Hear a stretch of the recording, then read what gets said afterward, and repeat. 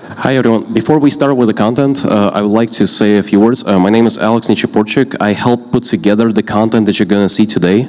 Now, one of the things you need to know about DevGam is that if you ever see a sales pitch on stage, tell me and we'll sort it out. Like, we do not do any sales marketing bullshit on stage here. What we do, however, is talk about actual sales figures of games. We'll talk about AAA game development. We'll talk about indie game development. We have a fantastic lineup from DayZ to This War of Mine to The Witcher. And with that said, I would like to invite on stage Stan Just from CD Projekt Red.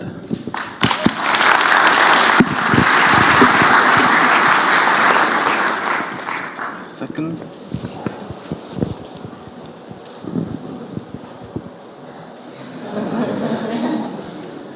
It's a warning.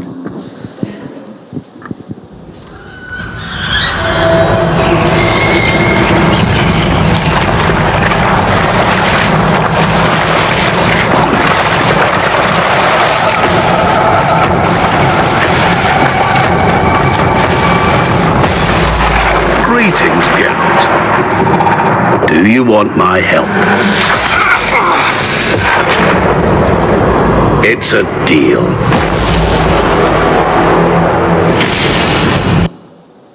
Hello and welcome everybody. My name is Stan Just. I'm a producer from CD Projekt Red.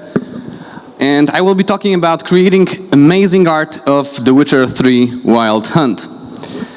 A few words about myself. I'm a psychologist by education, and I recently finished my executive MBA course, and my interest lies within project management and process optimization methods. I have been working in this industry for several years now, and I've finished a couple of interesting projects, including Two Worlds series, Anomaly franchise games, and now The Witcher 3 Wild Hunt with the DLCs, and now the expansion pack, Hearts of Stone. I will be talking during this presentation mainly about the characters department within our company. I will be addressing those questions behind me, but instead of talking about how awesome our art is, I will be talking about the hardships and difficulties that we encountered along the way while doing those assets. And let me just start by drawing some sort of basic background and environment that we were operating in while working on The Witcher. A couple of years ago, we finished The Witcher 2. And it was a success. It provided us funds for the third installment of the game. And we wanted to build upon that.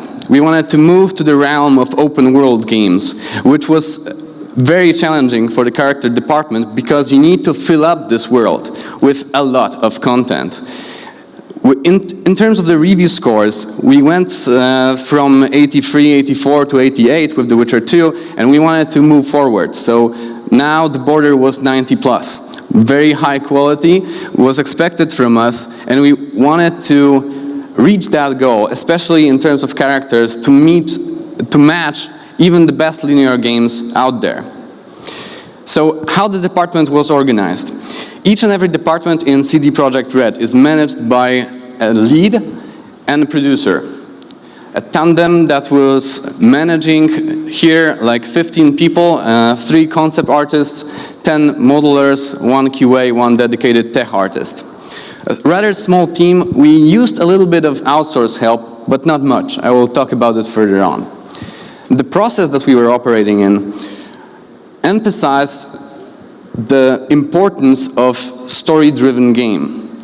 Our RPG was heavily story-driven, meaning each and every asset and each and every feature in the game that was planned started in the story department.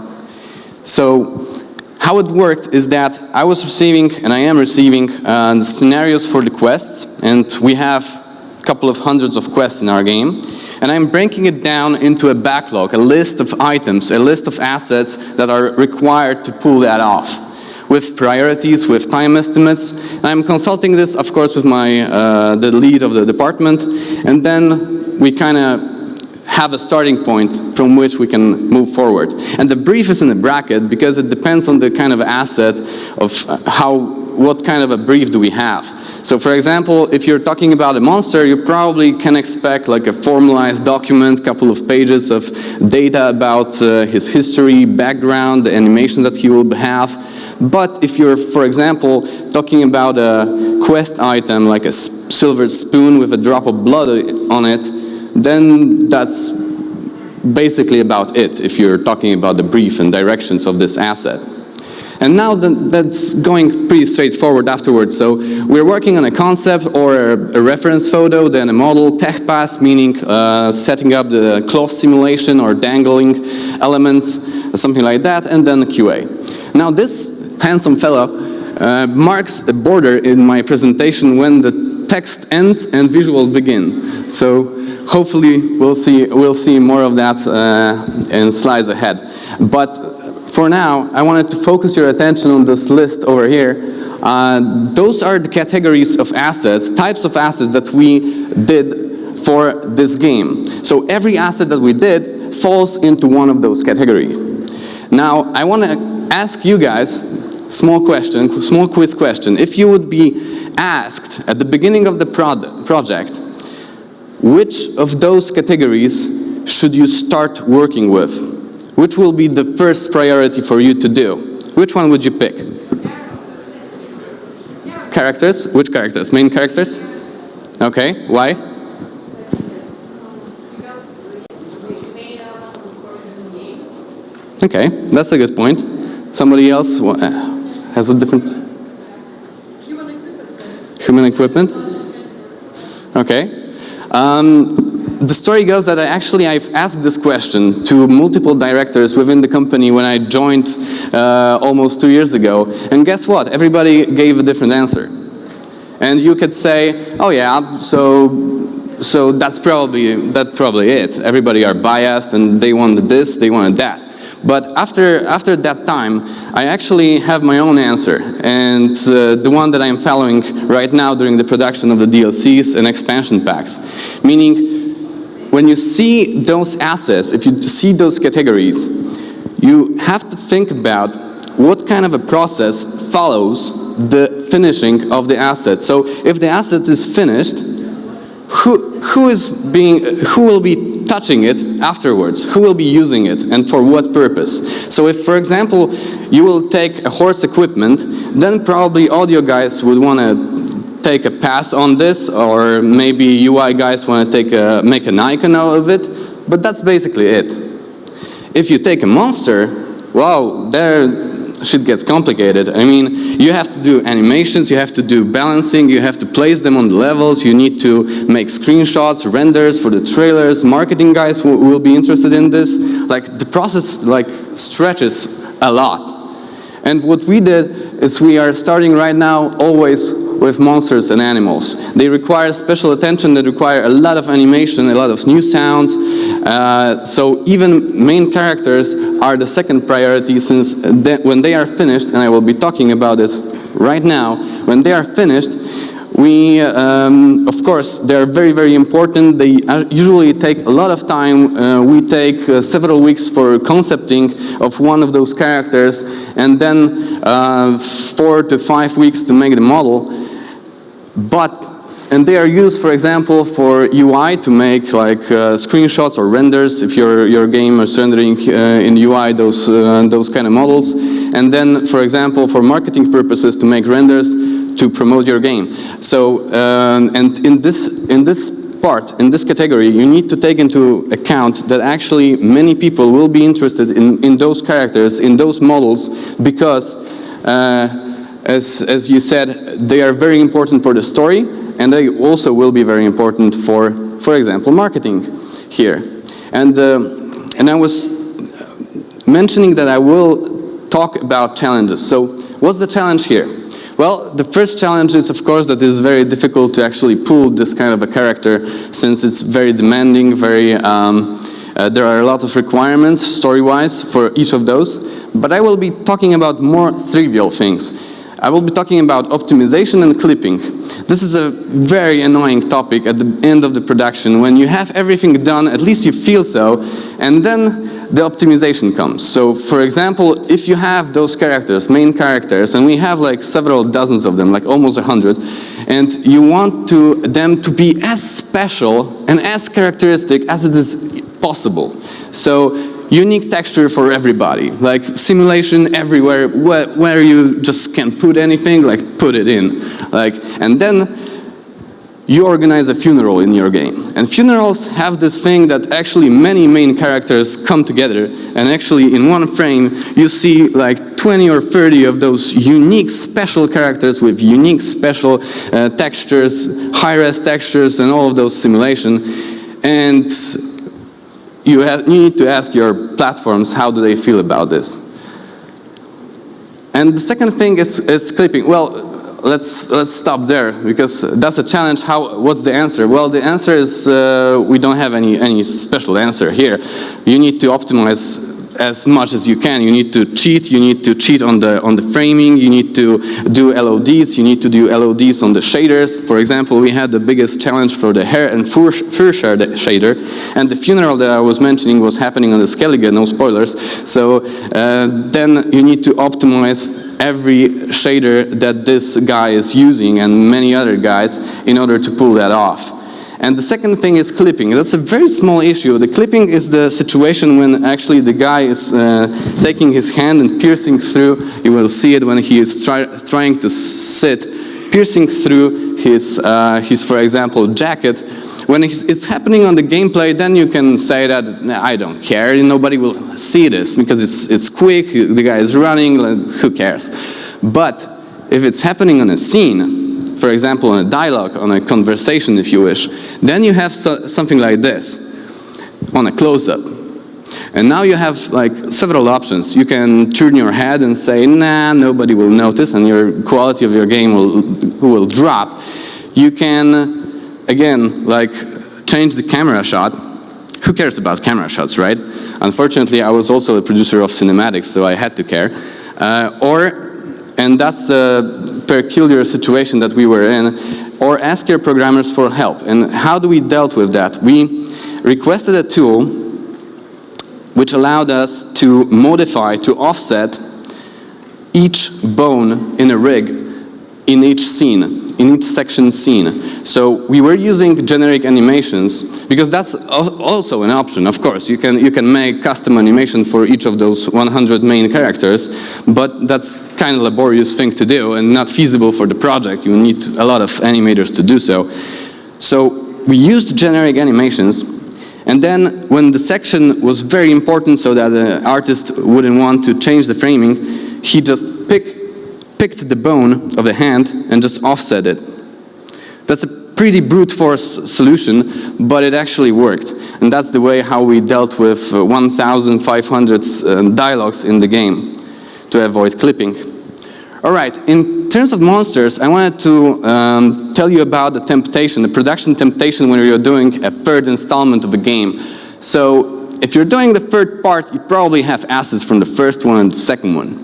So the temptation is, why do we don't use them? Like, can't we just like use them and not do anything, and maybe nobody will notice? Well, this guy actually like was pretty badass a couple of years ago, but right now he wouldn't fit even in the mobile game. So what you can do, you can actually pimp up textures, do some PBR shading, or put some fur on it, but it's not 90 plus. And the hard thing is that actually that was one of our goals. And what do? We pulled this off on E3. We changed this asset within a week. Within a week, turned it to something like that, and it's also morphable, meaning he will grow during the fight. So that made him a bit cooler than it looks. But still, it wasn't 90 plus. So when the last pushing of the release date happened, we actually went the most expensive way and redid it from the scratch. It took us like 6 to 7 weeks actually with all reskinning and color variations to turn this guy into the next gen kind of a werewolf. But I think it was worth it. That was one of the main, of the biggest assets that we pushed in the game right before the release date happened. And also, I wanted to tip you on that and tip you on the main characters. If you are concepting those guys, like monsters, main characters, always remember, on the stage of concepting, to think about the simulation and, for example, what will simulate, what will move on this character, because it brings so much to him. Like, for example, right now you will see some wonderful ass shot of this werewolf, and you can see how much the cloth simulation adds to it, right? So think about it, because we made this mistake of not thinking about what will move on the character, and then we ended up with some models that actually could look cooler if they would be considered for this kind of simulation. The next category is quite a strange one, maybe not so intuitive as the first two, is quest component characters. And what do I mean by that? I mean, this guy in the middle, like, he's an ordinary guy, right? Like, we have hundreds of them, like, with different color of the shirt and different belts and different trousers, but he is special. He is special because he has this little bandage on his arm. And what's so special about the bandage? Well, that's a pretty specific bandage to have, because it's a quest bandage. This is a guy from a minor quest, from the beginning of the game, from the prologue. And how do you produce such items? Well, you need to ask the guys, the quest designers, story guys, what is actually not only the purpose of this item, because you probably will end up with a description like, this guy has an injured arm. Like an injured arm, you can actually like do it on the other arm. You can like injure his arm just like adding blood on it. You would end up with a lot of different things than the bandage. And actually we did. We did like I cannot like say and emphasize enough how many times we did assets because somebody put a line that, yeah, he just fell and he has blood dripping down his arm. And when you did something like that, like a bandage, it doesn't fit, right? It doesn't fit the description. You need to change it. And the difficult thing about producing this, because those are assets that take like several hours to make, or 1 or 2 hours. So you cannot oversee, if you have a couple of hundreds of them, cannot oversee the production of each and every item. Because it would take you like, I would just like stand over the guy and just like make sure that he communicated with the other guy. And if you have like 300 people working in different cities or countries, that's a pain in the ass.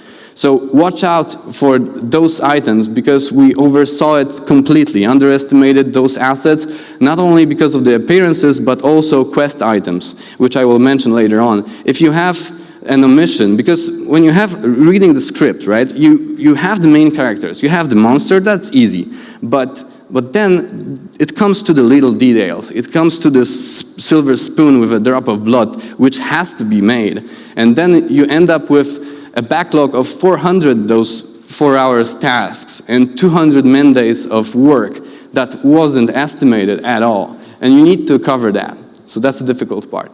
But the fun fact about this is when you have this item, you can easily turn a generically looking guy, like, I mean, this guy has nothing special about him, but he has this one item which we did in several hours, and then he meets the requirement of the main and secondary characters. He's unique, he's special. No one else in the game has this necklace. So that turns him into a leader of cannibals all of a sudden. And instead of 4 or 5 weeks to make, it took like several hours. All right, and we are ending up with the crowds. And the crowds, here's the challenge, is a bit different than the main characters. So when you're doing a crowd, you want them to blend as much as possible. If you created a component meant for the crowd and it's recognizable, you actually failed in your task. It needs to be as generic as possible. So, for example, even that little knife in the middle of the chest, it's a bit tricky in terms of generic assets that you produce. So right now, instead of putting a specific asset on one character and making him specific, you take this asset on a group of characters and make them specific in a way that they are consistent as a group. and we use that while creating, for example, clans on Skellige. So you have guys that actually look very, very similar. They share a lot of components between them, but they do have a couple of special components. Couple of special components and special color identification. So here's a very old movie from 2 years ago when we still used stylized heads, which we dropped later on.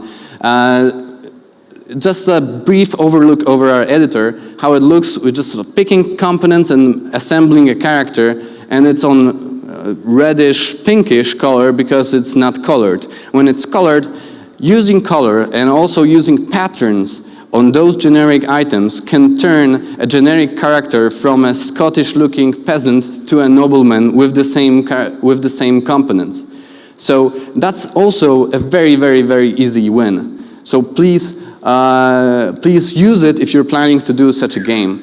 And also remember about caps and helmets on characters. If you're using hair shader as expensive as ours, you want to cover their heads most of the time. All right, and to end up the crowds, you can make very special crowds out of the components. And we had this discussions about simulation and what should be simulated on the crowds, like earrings, necklaces, bracelets, skirts, and of course breast physics are a no-brainer to have, but I'm joking. But you need to take into account that those people will be standing in the crowd somewhere, usually afar, and you won't be talking with them, and you actually don't even notice that something is not moving on them. So try to limit the amount of assets like hair, like moving elements on the crowds, and just use coloring and patterns to diversify them. All right, corpses. That's a funny thing, but somewhere in the middle of the production, characters department realized that actually we are making a game about war. And we realized that when the requests started to pour in to substitute the placeholder bodies to actual ones. And the requests were in the number of hundreds, meaning if I created a crowd that was composed out of like 20 appearances, I need 20 bodies. And why do I need bodies? Because those are static meshes. Those are meshes without hair. Those are meshes without eyes. We cut them out. Brutal, this development. And how do you feel like, how many different faces do you see here on this frame, on those corpses? One. There's one face on every one of those corpses. And also, how did we dealt with the amount of corpses? We figured out that we will do 10 default poses for each corpses in the game. So probably 90-95% of corpses that you'll meet in the game matches one of those poses. And those poses were exported into those static meshes and used on them together with the cut eyes, with the caps, so that when you cover everything up by blood, but all other props, you end up with a bunch of corpses. We also killed some animals during this. And two very important new features we wanted to introduce in The Witcher 3. One was morphing, and the second one was dismemberment. And a tip here, when you're doing such feature requests, be really, really careful about the prototypes and the final result that you are trying to get. Because the prototype was pretty decent, and then the end result wasn't actually much of a difference than the prototype, but it didn't match the quality bar that we wanted before. So what it did, it just like took one mesh and transformed it into a different shape, but using the same amount of polygons. So if you, for example, wanted to morph a small item, small monster into a bigger one, you needed to increase the density of the smaller item just in order to have enough polygons for the bigger one. So that's how it worked. That's the result. you can see here, small movie, I want to stop it. Right, so that's a small guy and he's growing, and that's the result. But it didn't look as cool as we wanted, and it required a lot of editing and covering by particles, whether to actually pull it off. All right, another challenge, human equipment, especially if you're talking about the main character, that's a big challenge. Like, we concepted the Geralt's armor for months sometimes. And the challenge here was also because we said that Witcher armors will be upgradable. And that's kind of a pickle, and not only execution-wise, but also production-wise, because you sometimes are doing like a mesh from completely new mesh, and sometimes you're just adding elements. It's hard to estimate. And how did we deal with that? Well, we firstly, the concept artist has a lot of ideas, so just let him like throw it on the paper to get rid of it, and then try to organize it. So we organize it into alternatively three weights, so like light armor, medium armor, and heavy armor. That was an early concept, and then like if you're doing a heavy armor, then we wanted to build up on each armor, build up another layer, so that it won't be the completely new armor. It would be something that is built upon the previous one. So those are the concepts that we were working on, and here also the arguments why many armors were rejected, many concepts were rejected, was that because they weren't interesting enough or cool enough. For example, the first level, it's very difficult to actually figure out the first level that will be having like 3 upgrades and still be cool. It's like many armors were very bland, generic, and didn't look cool enough. But here also, a tip is not to make this armor not only interesting from the front, but also from the back, because 80% of time the player will be looking at the character from the back. And if you're doing upgrades, you need to also take that into account. Imagine that, not only front but the back, and the back doesn't look so cool when you come to think of it. And also one tip about making armors and correcting them. If you make an armor, for example, for 7 weeks, and then you put it in the game and it doesn't fit, then you lost a bit of time. You need to go back. So what we did is we used proxy mesh on a high poly model to actually put it in the game and see the silhouette and do corrections at the very early stages of development to then push to the final result. And also, second or third tip about this, if you're doing simulation on Apex, for example, be sure to actually cut the longer armors on the back, because it simulates better, especially when you're riding on a horse, and Apex doesn't quite get how to simulate something that is full on the back. So that was some of the challenges, and also analyze your view. If you're doing a third-person perspective game, like analyze what the player sees actually. When he sees the back of your head, and when he sees the scabbards, for example, the crossbow, the handles of the sword, those are the items that has to be like perfect. Those are the weapons for the FPS games. This is something that you really want to invest in. For example, we even wrote a small application that actually sorted those elements of the sword so that we were able to produce a couple of almost 200 different swords in the game. And also, since we were doing a lot of dialogues, we wanted to avoid clipping on the head, which was the case on The Witcher 2. So we even had this little collar system, as we call it. If you have bigger collars, then the head was just bending the mesh. Very, very useful. And one thing, a follow-up on this cutting the armors and preparing it for a simulation.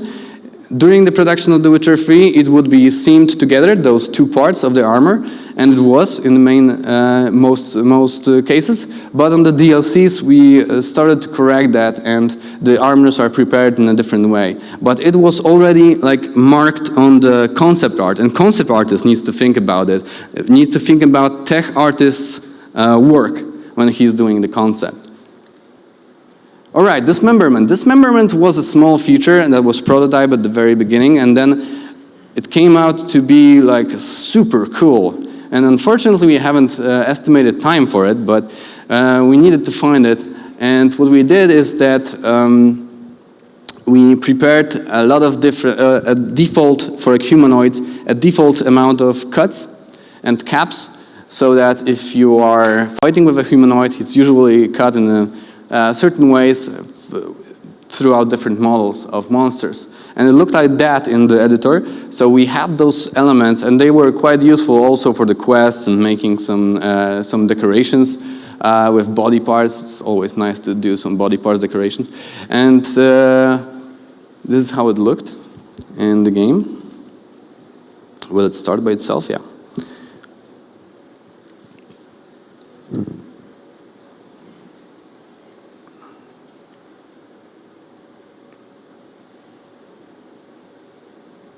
And I will stop on this part, because as you noticed, this guy has like, she cut it in half, which is obvious, and but then he is missing like a right arm. Doesn't make much of a sense. And he does have blood under his jacket, which also doesn't make any sense, because if you're cut in half, obviously you did in the past, so if you're cut in half, you usually bleed downwards on yourself, but you don't have blood underneath it, right? It's a known issue, of course. And so how we dealt with that, and this is also related to the components and the amount of different appearances we had in the game. So if you have like 2,000 different appearances with different colors of people, and you want to cut them all, how do you deal with it? Like, you have different colors on each of them. And so you produce like a blue shirt cut off hand and a red shirt cut off hand and like a brownish one. That doesn't make any sense. So what we did is that we prepared the basic assets for each of the corpses. So each of the types of people, and then we covered everything in blood. That was actually our solution. So if it's quick, and it is quick actually, if you this is a slow motion actually, but during the playthrough, it's pretty quick. You actually don't see it. That's a close-up on a very quick scene. Yeah, usually on the gameplay you don't see it actually, and you don't care. Like, it's a lot of blood. It's cool, right? All right, and a few left categories. Fur was quite of a challenge. Like, setting up this thing, like using this new technology that nobody used before, or use it in a very limited manner, like that was pain in the ass. Like, and of course you're crunching, you want to push the game to the limit, and you want to release it and get over with it, and then somebody came, what about PC and the fur? Have you done that? No. You need to stay on the weekend. No, but our solution here, because it came down to the parameters and actually sitting and tweaking each and every asset, we also had problems with the shading. So in the shades, the texture beneath the fur came out and was challenging. We actually dealt it by asking for NVIDIA help. And actually they gave it to us. They added a lot of people, they added a lot of support, and we specialized our people to actually make it look good, like this guy over here. But the beginnings were very, very difficult, like macaroni hair over here, and the poly mesh that worked all the time here.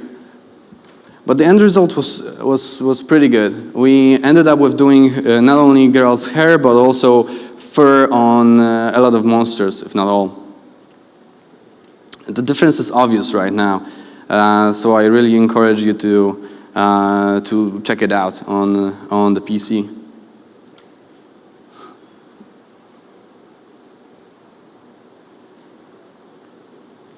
It's very silent, I know.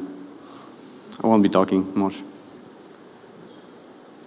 sometimes we had the problem of L'Oreal kind of hair in some monsters, and we had this argument with NVIDIA guys that, yeah, that's a ice giant. He shouldn't have like a nice, straight hair from a commercial, right? He's living in a cave. He should be like more. Yeah.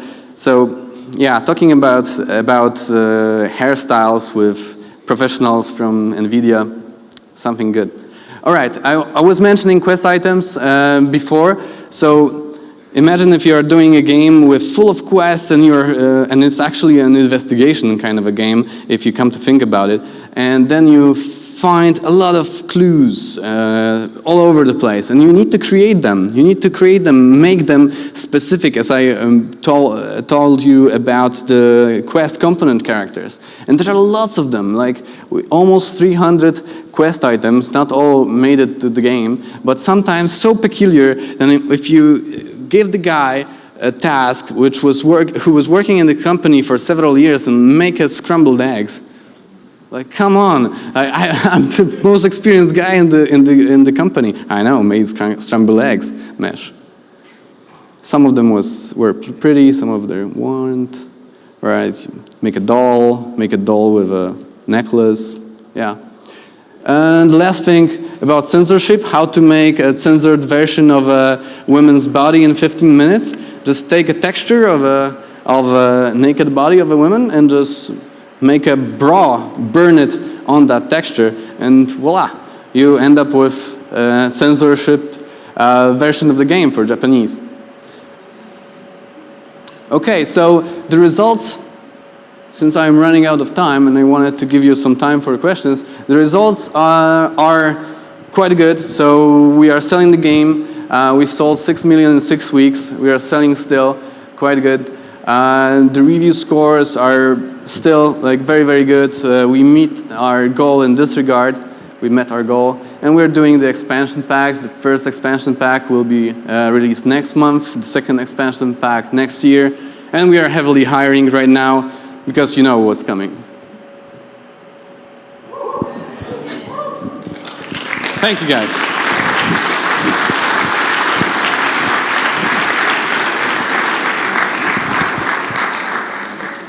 Do you have any questions?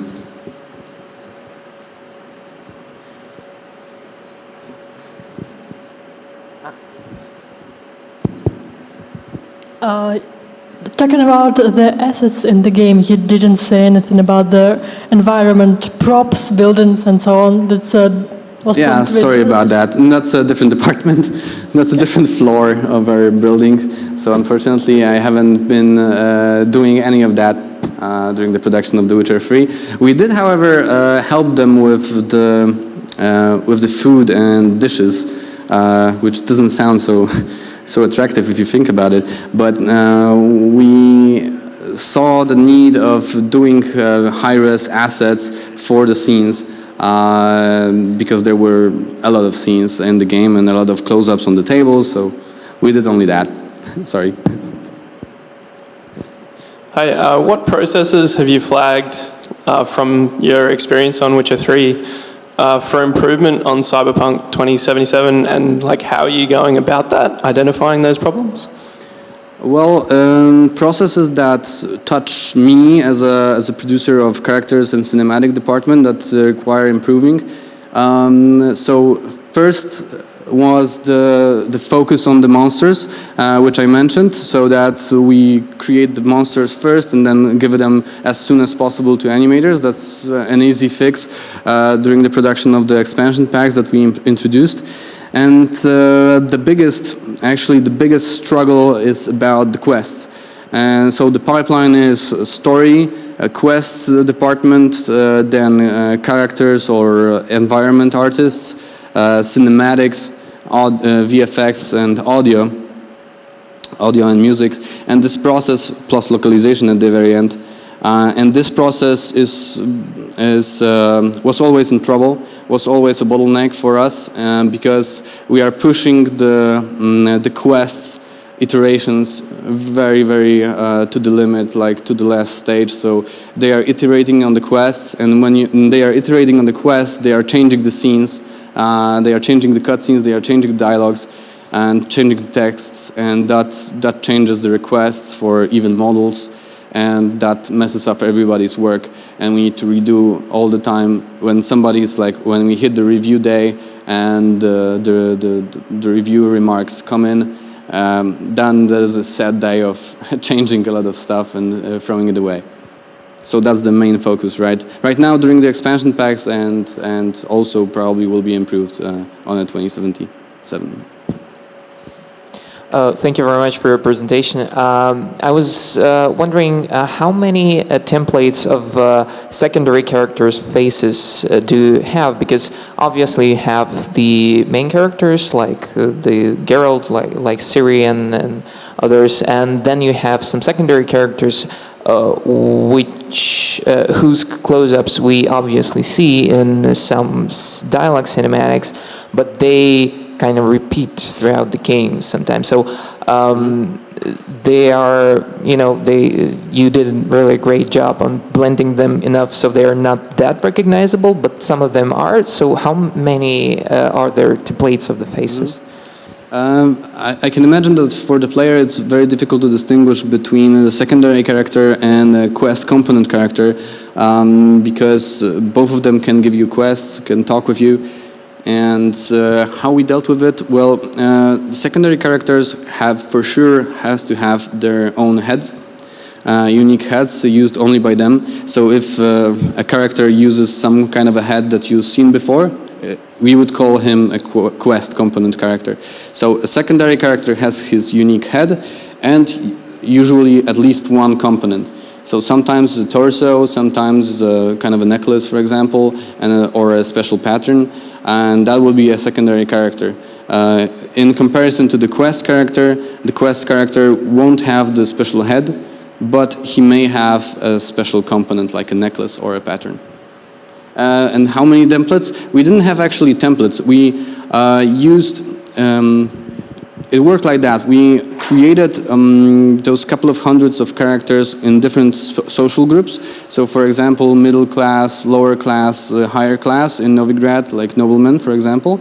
And when you create it, it depends on the group, because like, for example, noblemen were like 15 appearances each, let's say, while, for example, elves were not so many, like 5 appearances for each class. And that's a base for the social group, and then you pick an appearance from the social group as a base, and then you tweak it. So you give him a special head, or you give him a special component. But the base was the social groups that we had in the game. How many? It's hard to say. I would say like the types would be around 80, maybe. And also, thanks for your report, because it was very interesting. My question is connected to the previous one. Does your department react to the press, all the topics and everybody's talks? Because I saw that in the beginning, when the game came, there were more repeatable faces. There almost all old ladies were with the same face, and the girls at the public houses, they were all slim. And now, as I see, some of them have like more round forms, and the women have different faces. That's why you react and you were added. And is it just because you thought that nobody will notice, or just you didn't have time? Well, we of course read a lot of comments when any kind of material goes out, and that's one of the reasons why Yennefer was changed so much during the production of the game after the release of one of the trailers. But getting back to your question, like, I haven't said that, but we did a very good job at thinking about heads, for example, and faces at the very late of the process. So they were done almost as last assets in the game, and that is because they, well, the faces age the most.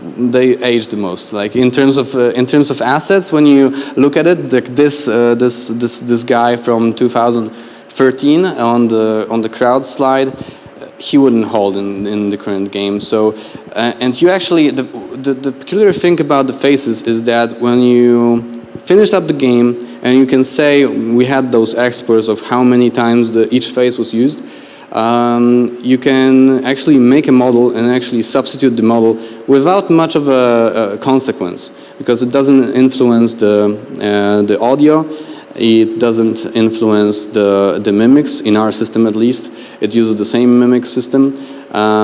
It does influence, and you need to be careful about it, the relation of the face to the voice. But it sometimes was the point, actually, when we played the game and we saw that this character, like a secondary character or a quest character, didn't match with his voice, then we tried to substitute it with some other face or make a new one. Hi, thank you very much for your interesting speech. I have a question. So, is there any way for really small indie game development studio to create a good-looking crowd of people? Because obviously you develop by yourself as this editor, right? And you can apply and combine your characters by different pieces. But what we can use?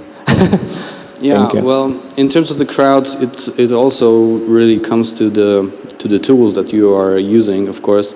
But in terms of the models, definitely you can. I mean, like, our team wasn't the biggest one. It was like 10 modelers, and the most interesting part about them is that half of them are seniors, and all of them are working for this company for at least 2 years. We haven't lost a person in this team for at least 2 years, and we gained only 1 or 2, including concept artists. So that's a very elite team to be in, but it's a small one. So if I can imagine that if those guys just say that screw it, we're doing our own game, they could actually do a pretty decent job on their own. But yeah, it always comes down to people and their skills. Hello. Did you include the, not possibility, but did you include the availability of broadband internet while doing the estimates while creating the roadmap?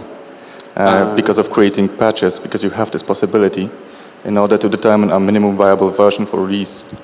Can you say it again? A broadband for releasing assets? I didn't get that. While you were creating the roadmap, the estimates for the minimum viable version for the release, did you include the possibility of applying patches, or did you just cut features while you were coming up to the end date? Well, it depends on the department. So in terms of characters, we went really well.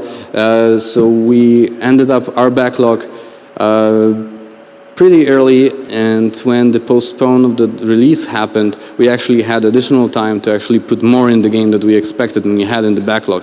But that's few of those cases happened because we are at the beginning of the process, of the longer process. So, like for example, story team or quest team or characters team and concept artists are at the beginning of the process, so they actually should finish first in this whole big, machine.